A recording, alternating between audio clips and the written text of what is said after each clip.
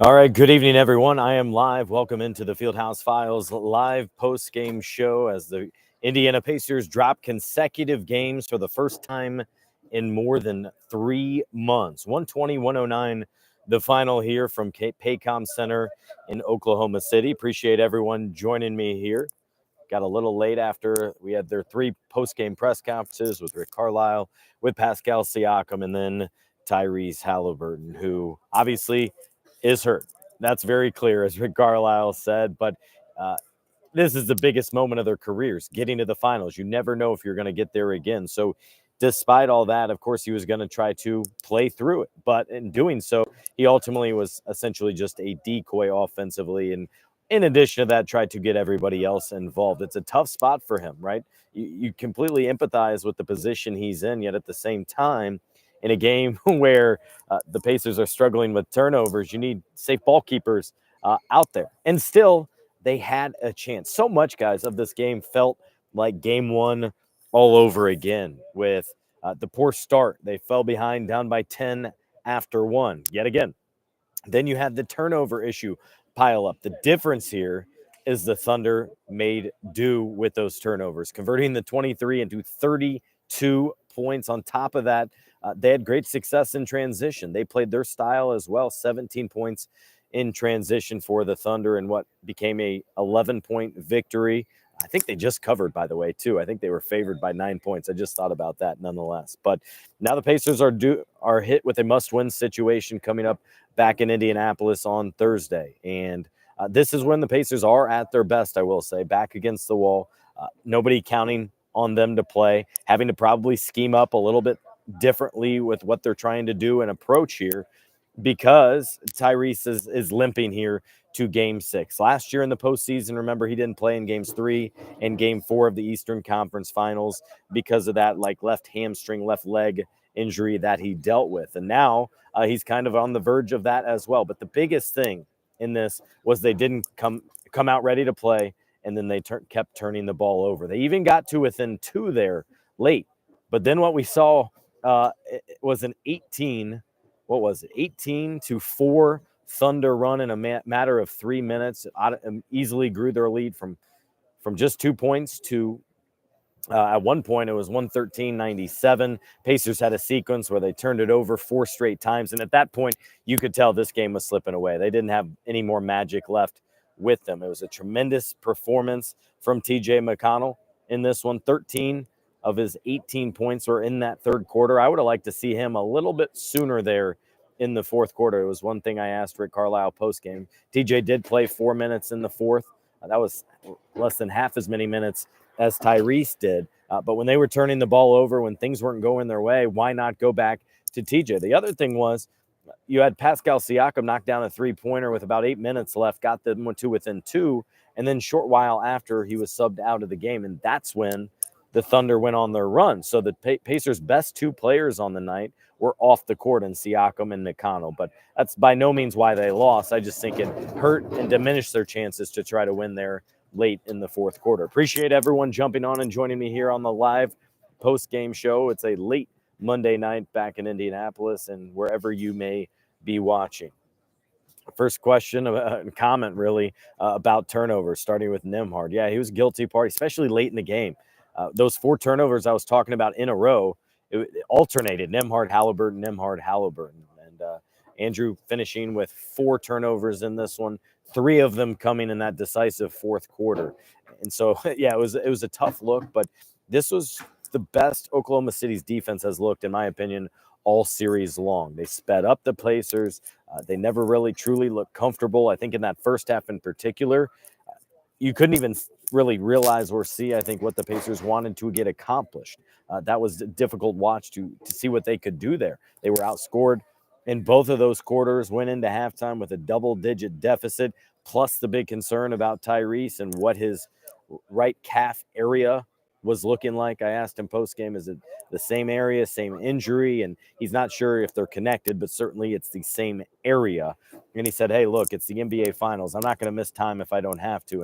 And Carlisle echoed those thoughts, basically saying, as long as you're not injured and can't hurt it worse, we understand you wanting to be out there and wanting to play. So I think that will indeed be the case for Thursday. Clearly will not be close to 100%, but what can he do? What can he contribute? In what ways can he still make a difference out there? It was still remarkable and surprising to see Lou Dort face guard him, despite Tyrese clearly not being a threat to score. He now did score there, I think, 5 minutes into the third quarter by getting to the free throw line. He made all 4 of his free throw attempts, but otherwise finished 0 of 6 from the field. Really didn't even look for his shot there in the second half because of, you could tell he didn't have much push off, didn't have much of a burst of any kind off that right leg. But the 2 great players in this one, I thought Siakam played really well. TJ McConnell had that great third quarter. And then on the other side, the player of the game, no question, was Oklahoma City's Jalen Williams, his 40-point night, his 3rd straight game with at least 26 points. And he's just a tough matchup. He does it at both ends. He's a member of the all-defensive team as well. So he really impressed yet again for OKC.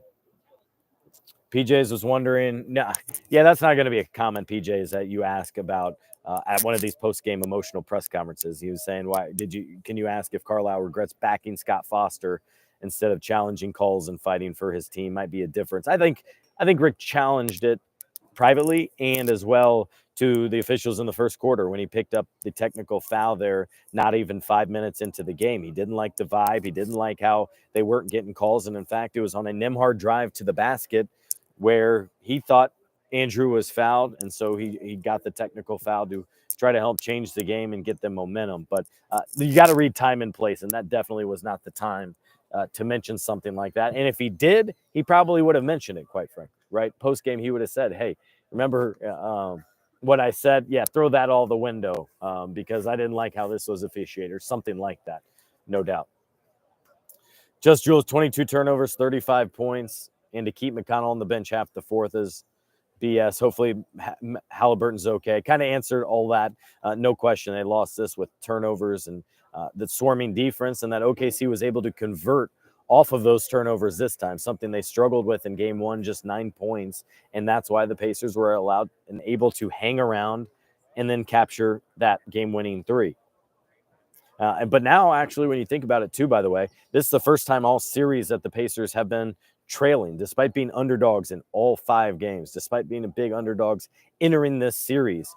This is the first time they have trailed in it.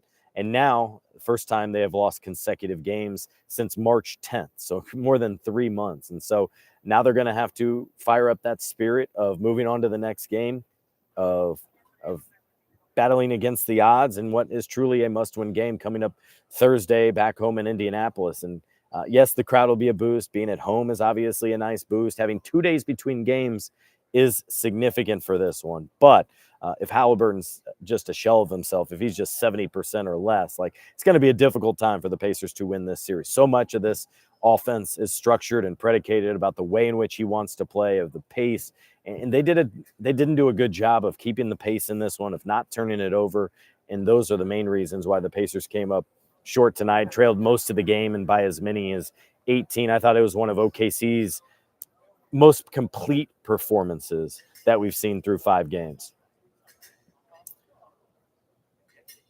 Vaughn, you're welcome. Absolutely. I was actually going to ask a couple other different questions before then, but they were already asked. So TJ was absolutely in the next question that I wanted to get it in. It starts with turnovers. It goes from defending Jalen Williams and then also the status of Tyrese. So I thought those were all the main questions, and those were like the first 3 questions appropriately asked at his post-game press conference.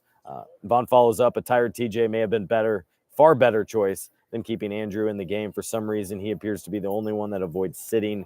Where was Shepherd? Anybody? Yeah, I would have liked to see a different substitution. I tweeted that during the game. Now, it's very easy to second guess. You don't know what conversations Rick and his coaching staff had leading up to this, or if they get in a certain situation. And remember, what we've seen from Andrew all along is when Tyrese goes out, he elevates his game. And when he's called upon and has had to handle more of the load, he's delivered in clutch time. Now, he didn't shoot it well from 3-point range in the regular season, but has elevated that here in the postseason. So each time they've asked him to, he's basically delivered. So there's no reason for them to think maybe otherwise. That said, I'm also one that rolls with what's working. and TJ gave you everything in that third quarter. I think I would have liked to see him for a couple more additional minutes there in that fourth quarter because he had earned it. As simple as that. TJ's great at playing like 20 to 25 minutes. He ended up playing 22. So I think he would have been good for a couple more. Look, he took almost the most field goals on the team, 14, one fewer than Siakam, and he finished with one fewer make than Siakam. Those are clearly their two best players on the night. Obi Toppin gave them somewhat of a lift. Neesmith had a quiet 14 points looking at that stat line, but he made those 4 big three-pointers, and that was significant in a game where the Pacers shot only 36% from the field. We saw OKC outscore them from the three-point line. It was pretty crazy in the fact that the first half of last game, OKC was 1 of 10 from the three-point line, whereas at halftime of this one, they were 8 of 17, feeling good, had a double-digit lead, and seemingly knocking down all the big shots as well. Welcome, MK Sinks. Appreciate you joining me. What an absolute sad way to close out the finals. Pacers have not played anywhere near their best in any of the 5 games start to finish. I totally agree with you. I thought the Pacers were due, and I thought we would see it actually here tonight. I thought the Pacers would keep their string alive of not losing consecutive games, that they would have the answer, the response that they needed to deliver. And then I really thought OKC would come back to Indianapolis, take game 6, and we'd be right back here on Sunday for a game 7. But now with Halliburton getting injured, that changed everything. Also with Jalen Williams continuing to get better with each game, I think that also significantly changes things. He has been really impressive in these 3 games, 26 plus points in each of the last 3. He's been my star of the game in the last couple of games as well. He's a difficult player to score on. He's great defensively. And then tonight, erupts for 40 points, 14 of 25 shooting, even made 3 of 5 from the three-point line, 9 of his 12 free throws. Just an incredible, complete game, I thought, from Jalen Williams, who's just 24 and not even at his peak. But you're right. I don't think the Pacers have, MK Sinks, played nearly close to their best basketball or a complete game just yet. Basil, I do think they are a little bit too protective of ref criticism. Nobody has an issue saying Tyrese sucked today or whoever. I just want to see consistent officiating. Totally agree. That's all that everybody wants, is just consistent, predictable when it comes down to it.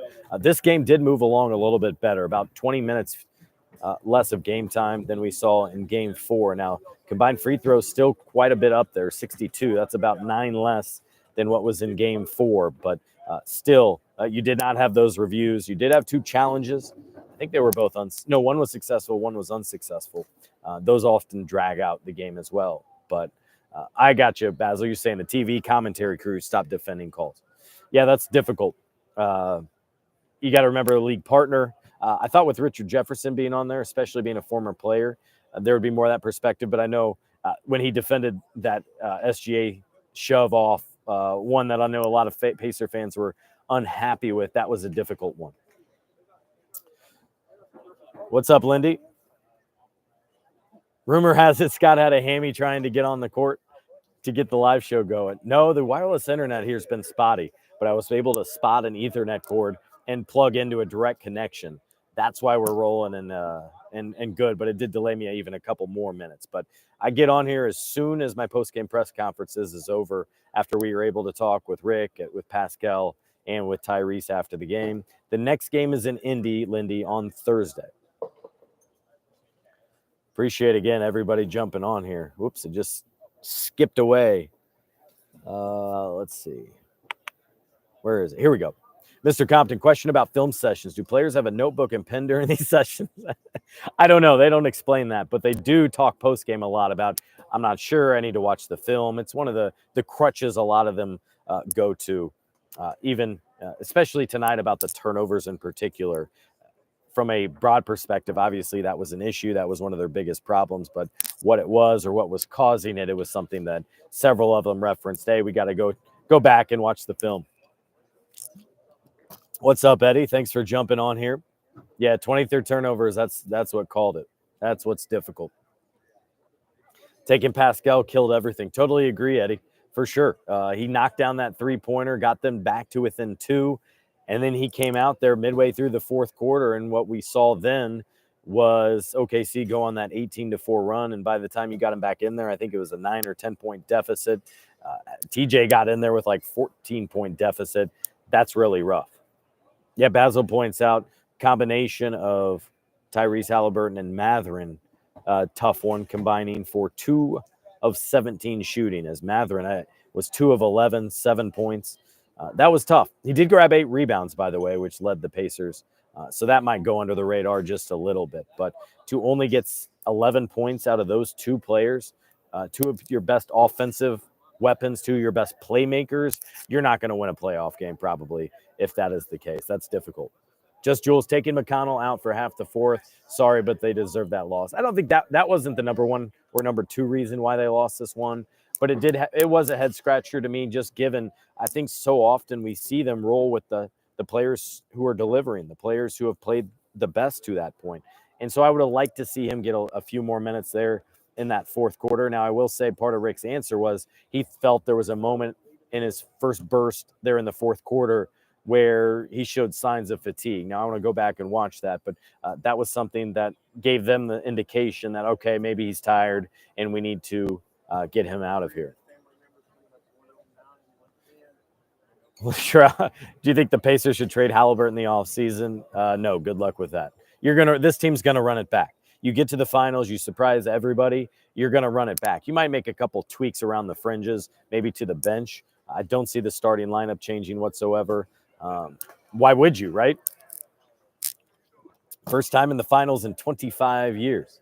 0 field goals, that's a joke. Yeah, you would have liked to see him make a couple of them, but remember, he was playing on one leg. That happened, at least in my eyes, with 5 minutes left in the fourth quarter. I saw him kind of go down and clutch it and kind of be uneasy after that moment. And so you could say he doesn't play, or you have him be in the locker room for the final second half. But for him to not make a field goal, or really take any in the second half, that's understandable given how he felt. He's just trying to be out there and try to impact the way in some capacity, whether it's taking Lou Dort away from the play, or whether it's attacking a little bit and kicking, spraying a pass into the corner where Neesmith made threes, where Miles Turner made a 3 tonight. That was it. But the challenge is the way in which this one got started was just nasty. It was a frantic start by both teams. They combined for 25 points in 3 minutes, which I thought was both remarkable and stunning.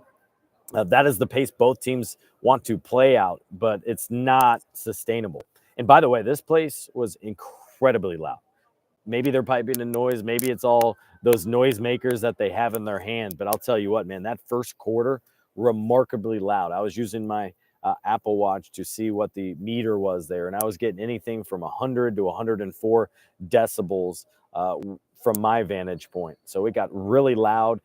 I had noise-canceling AirPods in and still couldn't hear my own thoughts. So that's something I definitely understand players having to deal with. And that's where, fortunately, the Pacers not calling out plays but playing instinctually usually becomes advantageous. But they turned it over like 8 times in the first 6 minutes, did not look like themselves. Those turnovers continued to pile up, and then we saw that continue to be an issue for the duration of the game again, where OKC scoring 32 points off of 23 turnovers. Pacers took every quarter except the fourth, even with the turnovers. I'm not sure I think you mean outscored.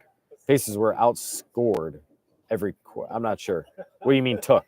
The Pacers were outscored in the first and the second and the fourth quarter. They did win that third quarter, 34-28. Rodney, what's up? Pacers didn't look mentally prepared, he says, ready to play to start the game, and took so long to match their physicality. Totally agree, and that's kind of what I was just getting at right there. That first quarter was not them. It wasn't. And I don't know how much of he truly felt this, or if he just wanted to step up and be the leader, and what he had to say post-game. But Pascal was saying, yeah, he takes ownership of the way in which they started that game, how the turnovers piled up, and they really weren't able to get into their offense there in that first quarter, and they got to do better, right? So they had 7 turnovers. The Thunder just 1 over those first 12 minutes. I mean, they had 1 more field goal than they had turnovers. You're not going to win a game when you're starting that way. Michael says, Scott, I wonder what OKC would do if the Pacers flipped the script, started playing physical like the Thunder did. Pacers can to an extent. Excuse me. The challenge is they don't have as good of point of attack defenders like the Thunder do. I mean, they have several all-defensive team members. You talk about Lou Dort, you talk about Jalen Williams, several individuals that stand out. I mean, inside, you have bigger bruisers like in Hartenstein versus Miles Turner, who matches better up with Chet Holmgren on the interior with that play also in particular. So, yes, they need to match that energy. I'm not sure they're going to exceed it in terms of physicality as well. And also, the fouls are going to probably pile up, right? That's become an issue for this Pacers team with the foul calls. I mean, Aaron Nesmith narrowly avoided fouling out for the third straight game. Several others had three in here. So that's probably the other big reason I should note, while they can't get as physical as maybe some fans are wanting. Will Caitlin Clark be there for Game 6? She will not. They play at home coming up tomorrow on Tuesday evening against the Connecticut Sun. I have a early morning flight to get back in time for that game. But then they head out west, a 3-game road trip. I think it begins Thursday, if I remember correct. Let me pull it up. Yeah, Thursday at Golden State Valkyries, their first visit since the Valkyries entered the WNBA. So not only will they not be present, but they're going to be playing in their own game that night. So that 8-0 record, that's not on the line. Eddie, good question. I wonder how Jarris would match up against OKC if he is healthy. He's definitely got the length. I think he could add some toughness on the perimeter with his defense. The physicality I don't know about. I don't know if he would hang in well with that, but it would be a good different look that they could throw at potentially with a Jalen Williams out on the perimeter is the guy that sticks out to me. Maybe show him briefly for a Shai Gilgeous-Alexander, but keep in mind, too, this is really his first extensive playoff time. More likely than not, they would use it against him, get him in foul trouble, catch him taking too big of risks. So I would like to see bursts of it, but I don't think it would have been a game changer or anything like that. Good question, though. Quimono, thanks for joining. Nembhard had another horrible turnover right at the end of the third that led to the J-Dub bucket. Real tough night for playoff Drew. Yeah, the third quarter, you're absolutely right about that. Because what you ultimately saw was Jay Will score that pull-up jumper. Let me see. Yeah, it was an out-of-bounds pass. You're right, as I look it up here. So instead of a 6-point deficit, it's 8 for the second straight game. They sneak in a basket right before the end of the third quarter, and then that has a trickle-down effect. I thought it certainly did in Game 4, and same thing here in Game 5. Halliburton was hurt in Game 2, just didn't report it. Film out Halliburton limping to the podium. Yay! I think I get what you're saying there. But yeah, I was there at Game 2 and was able to film it. Just didn't report. Yeah, and what we don't know specifically is I think it was more lower in his foot. It was more of an ankle there after Game 2, and then this one was clearly higher up. You could see based on the heat pack that was applied to the back of his right calf area that it was much more of a calf than an ankle, or else you wouldn't put heat on that area. I asked Tyrese if they are same injury or whatever. He said, I know for sure they're connected, not sure if it's necessarily the same injury. Paula, the whole first quarter, Halliburton was silent. Well, he got injured about 7 minutes into that first quarter. He played 10 minutes of it, missed both of his shots, was more deferring, trying to get others involved, had a couple of assists, I think it was in that first quarter. Yep, that was it. A couple of assists in the first 12 minutes before he came out, and then really wasn't the same. He went back to the locker room with associate head athletic trainer Carl Eaton, got that heat pack, and then you could tell he was frustrated. He was disappointed. He was bothered. That's what his face was telling me as he sat there on the bench and knew he could not probably give his effort the rest of the way. Vaughn, appreciate you joining me. Thanks for jumping on here. Let's see. Yeah, we all saw him limping. You're absolutely right, Lindy, for sure. This series really hurts me, says Big Larry. If we hit all those crazy game winners this year, still can't have done this year. I don't know when the Pacers ever will. I guess it's not over. No, not over yet. And I think Halliburton raised the good point is, look, they can't be thinking about a Game 7 or even trying to get it a Game 7 right now. All they can do is what Pascal Siakam's emphasized to this group much throughout this season is that win or loss, it's focus on the next game, the one game at a time. Obviously going to watch back film from this one. I'm sure it'll be an intense, loud, vocal film session coming up Tuesday at the Ascension St. Vincent Center as they all presumably get together. They hurried the heck out of here. The locker room closed for the Pacers before Tyrese Halliburton even got to the podium. You know they wanted to get back home. It's a short hour or so direct flight for them. Not for us media, though. No direct flights, unfortunately. So I'll be going through, I think, Denver coming up Tuesday morning at like 8 a.m. Not ideal, but we'll make it back for Fever Game and then media availability coming up the following day. But yeah, Big Larry, to your point, they've had to go through so much to get to this point. You're right, that it did feel, as I've written at fieldhousefiles.com, that this did feel like a team of destiny, a team due to maybe win, and things broke their way. It's so many obstacles, and they seem to handle them with great ease and make the right adjustments and tweaks at the right time. No question coming into this series that the Thunder were the more dominant team. Remember, they had only lost one game to an Eastern Conference team all season. They went 29-1. That's tough to do, especially when you factor in the dog days of the season in January and February, when all you want to do is get to the weekend or get to the 4 games in 6 days spurt to be over with, or whatever it is. So I can totally understand that sentiment, Larry, and how it feels like that special season. And look, if the Pacers do not win this series, they're all going to look back to that game 4 in Indianapolis, where that third quarter they allowed that late bucket. I think it was a three-pointer, and then they had a complete meltdown in that fourth quarter. 0 of 8 from three-point range, barely made any shots, turned it over a great deal, and Shai Gilgeous-Alexander went off for 15 of his 35 points in that fourth quarter, nearly outscoring the Pacers total of 17. That, to me, was the real missed opportunity, or else you'd have that 3-1 series lead and feel much better about the way in which you are approaching this game, and knowing you just had to win one more the rest of the way. Let's see.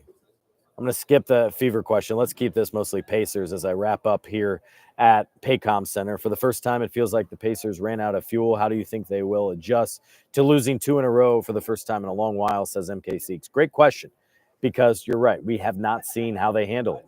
But I have good faith in it. I encourage you to check out my column today, leaning into Pascal Siakam and how he's taken on a greater voice with this team in a leadership role, something he didn't have or take on when they won a championship in Toronto. He was just in his 3rd season. They had other veteran influences. But when he was acquired here, Pacers knew he had that experience. They knew he could speak up some, but they did not know his voice would carry the significance, the weight that it has throughout the last 15 months since he got here. So I don't know why you shouldn't feel good about the way the Pacers can and will respond to this one. But you should be greatly concerned, I think, about the status of Halliburton, the star of the team, and how he can play, because he sets the tone for everything. And if he's unavailable, that significantly decreases their output and what they can contribute here. Now, Siakam's been their top scorer throughout the season, the top scorer in the postseason. No reason to not think that won't continue, as he scored 28 points here tonight in the loss. But Halliburton is the engine and the heart and really the soul of that Pacers offense. So without him, if he's just churning out 6 assists, I can tell you just looking at that. I'm not looking at points, the 0 of 6, just the 6 assists. It's not going to be a Pacers victory, but I do expect them to return strongly. Aaron agrees with me that he would have liked to see more TJ in the fourth quarter. Not the whole fourth quarter. Not at all, TJ. Or Aaron, I'm sorry. The way in which he plays, that style, it's not good to play 12-minute bursts whatsoever. Now, maybe you would have run it until it ran its course, but that was tough. Kimono, hello. Miles has not looked like himself lately. Do you think it's a physical issue, or could there be something else wrong? I think it's a physical issue in terms of how he's feeling, and then also going against good bigs inside. Obviously, he's been dealing with an illness for the last week. At this point, I don't want to make much of it as an excuse, as he's already played through game 3 and game 4. But yeah, you do need more from him. I thought he gave you a much better night performance here tonight than in game 4. Finished with 13 and 6, but even knocked down 1 3-pointer. But most of those points were from the free throw line, and it was tough. It was telling to me, I thought, when they brought Tony Bradley in, knowing this rebounding issue is so big that we got to throw Tony in there. to help change the game a little bit is how I viewed that one. You definitely need more from him. It starts with Halliburton. Siakam, you know exactly what you're getting. Nembhard and Nesmith, you're asking a lot for defensively and offensively. A lot of that becomes bonus. But all hands on deck for what is a must-win Game 6. All right, get a couple more questions on here before I wrap up. Kimono Furphy long term. Yeah, I mean, he's not in the rotation this year. I think there'll be a need for him next year at certain times just due to injuries, but probably a year away from contributing in any great significance. The challenge is the guys he has ahead of him, right? And when that's the case, it's difficult for him to break into a 10 or 11-man rotation. So that's something they're dealing with there. Ethan asks, why is Thomas Bryant playing so little? Well, number one, Tony Bradley is getting more backup big minutes because he's a better rebounder. We saw that in particular in the last series with Mitchell Robinson. Where Thomas is better is he can more accurately knock down a three-pointer, knock one out of that corner. But I think center is not as big of an issue as it is on the wing. Wings win, man, big games. They do, right? And right now it's Jalen Williams and it's SGA that are leading the OKC Thunder to within one game of the franchise's first championship. Just Jules, you're welcome. Appreciate it. 1 a.m. Yeah, you're right, on the East Coast. It's going to be an early flight, but got to get back, and so we'll take care of it as duty calls, right? Why have I not reported on the injury from Game 2? I have. It's all right there at fieldhousefiles.com. He's got kinesiology tape on it. It's obviously limiting him some, but not to the degree where he can't play or where he's severely limited. This one's different, and you could tell. He had that heat pack applied to the back of the right calf area. Also in the postseason, I can also tell you, players are not going to talk much about scheme. They're not going to talk much about the rotation, and they're definitely not going to talk about injuries. But I'm pretty sure I wrote a full column about that. So check it out at fieldhousefiles.com, including a video of him at practice and all those different things. PJs, I kind of answered that about Thomas Bryant and Tony Bradley. I think it's just more the easiness in which Tony Bradley moves, as well as his not his three-point shooting, his rebounding ability. This is an area where the Pacers have really struggled. Now, they ended up winning the rebounding battle, but, man, they were getting blitzed on it there early in the game in particular. I think at one point it was like 12-6 advantage for OKC in a game where, what did they finish off? OKC won the battle of the offensive boards, 19 on the offensive glass for OKC in this one, and led to 17 second chance points. So the Pacers did get the edge in rebounds and second chance points, but, man, they were handled when it mattered most, and in points off turnovers as well as transition points. At one point it was 15-1 at halftime in points off transition. Pacers need length and a shooter. Yep, Eddie, I would agree with that. And I'd just add that they need a two-way player. A 6'8" wing is what I always go back to, Eddie, right? Is they need a guy that can defend, play hard at one end, and be that spacer, three-point shooter at the other. Paula says Thunder will scout TJ big time for Game 6. You don't think they've been scouting him or the rest of the guys before any of these games? Come on now. Think about to Game 3 when he had those 3 inbound steals. That's been on his resume for the last 10 years as a pro, and he's still able to get it. I don't think any of that is going to change based on what he did in the third quarter. We all know what he does. We all know how he can contribute, and it's just a matter of him doing it and them trying to get a stop. I don't think there will be any additional lines about him on the scouting report. They know exactly what it's about. Let's see. Yeah, I do have my weekly appearance. Good point, Eddie. Query and Company tomorrow at 2:00, which, by the way, I need to check to make sure I will be back in town in good time. I think might have to adjust that time, but we'll figure that out in due time nonetheless. I think I will be back in time. It just might have to be a little bit later. But, yep, you can catch that tomorrow on 1070 The Fan as I join Eddie and Jay Query as well. Let's see. Basil, appreciate it. Yep. Glad to do this, so no problem whatsoever. All right, any more comments, questions here before I hop off? Happy to answer those. But again, the Pacers losing tonight, 120-109 in their Game 5 loss as I wrap up here at Paycom Center. a tough one for the Pacers. Siakam was solid and reliable as usual, but his 6 turnovers, that's what he's talking about when he's saying, look, it starts with me and I got to be better, because they're asking a lot, demanding a lot of him. He's a max salary guy, and for him to turn it over that much is out of the norm. It's not something that you would expect. Again, the Pacers turning it over 23 times in this one. C-Main Halliburton, 4 points. Scott is bad, my guy, as a superstar.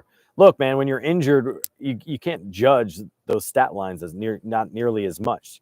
He could have easily not played in that second half, given what he looks like his injury is and what he's dealing with. He's risking a further calf injury, an Achilles injury, another ankle injury potentially. So we can have that conversation when he's completely healthy. When he's battling it out and sticking it out there and giving it his all, I'm not worried too much about the stat line. The first quarter was a little bit concerning, certainly, until that injury happened. I'll absolutely admit that. Lindy, I like the orange. Thanks. It's more of a pink salmon, actually more of a salmon color. It's one of my golf quarter zips here. I was tired of wearing all these sport coats, but I'll probably break one out again for Game 6 coming up on Thursday, which is my birthday, by the way. Appreciate it. Thanks, everyone, for jumping on here. You are all very welcome. Happy to do this. I'd have a host the post-game show after every single Pacers playoff game. Again, 40 points from Jalen Williams, the number one difference. Secondly, 23 turnovers leading to 32 points. Halliburton, not a good status probably heading into Thursday. And no, Caitlin Clark and the Fever will not be there coming up on Thursday. They will be on a road trip. But a lot for the Pacers to look over, review on the film, and probably have a heart-to-heart within one another and such about what their attitude, focus, and intensity level must be at a Game 6 at home in order for them to keep the series alive. They're going to have to win back-to-back games, which means for the Pacers to win the NBA title, they're going to have to get the Thunder to do something, losing consecutive games, something they haven't done for quite a while as well. As the Thunder come away with the victory and have a 3-2 series lead for the first time over the Pacers. This will wrap up my live post-game show. Thanks to everyone for watching. I encourage you to watch back at 2 times speed, or I'll post it again on the podcast. Thank you, and have a good night, everyone. We'll talk to you again on Thursday.